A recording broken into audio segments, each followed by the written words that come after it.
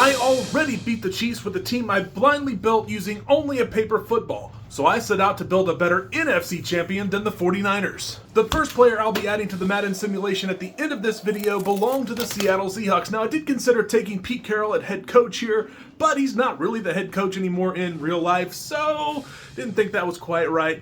I gladly took DK Metcalf. Before that attempt, I covered and shuffled all of the NFC helmets, so this was 100% random. I'm here to walk you through my decision-making process. Mystery helmet number 2 was that of the Minnesota Vikings, and I did think about this a little bit, but this player didn't have as great of a season this past year because of injury, so I took Kirk Cousins. Just kidding, did I get you?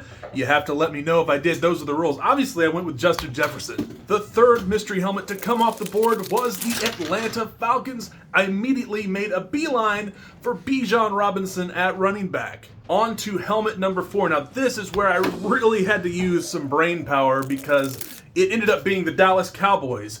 I went back and forth between their defense, Dak Prescott, and CeeDee Lamb. As for the defense, that wild card game was still fresh in everyone's memory, plus what the 49ers did to the Cowboys in the regular season, so I was good on not taking the defense. So it came down to Dak Prescott or CeeDee Lamb, and while Dak is a top-tier quarterback, and I might end up regretting not taking him here, I feel like adding another playmaker will be beneficial for whoever the quarterback ends up being. So lock in CeeDee Lamb. This wide receiving room is looking amazing. The AFC team had a great wide receiver group as well.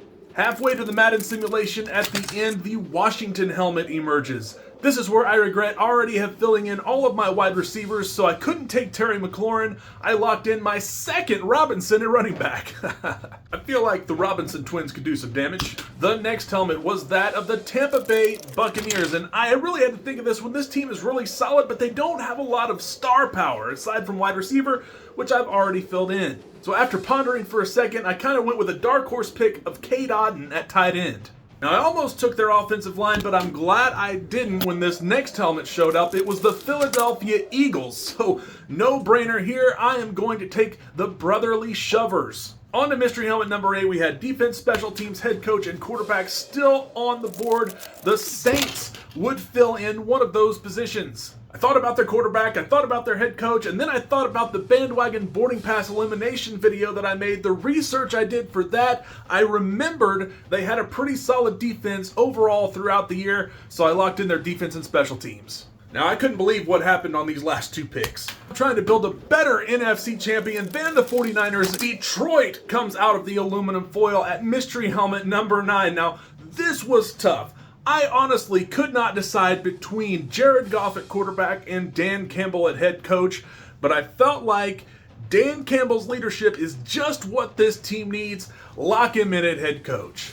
That means mystery helmet number 10 is going to be the quarterback no matter what. Always risky leaving this position for the very end. And well, my reaction when I unveiled the helmet says it all.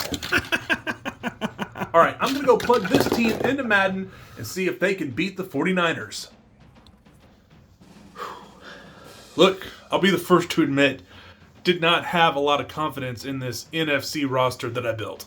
My confidence in this team plummeted even more when immediately they fell into a 14-0 hole. Ever so slowly, they started working themselves back into the game. Then they tied it in the fourth quarter, another overtime game, and another win.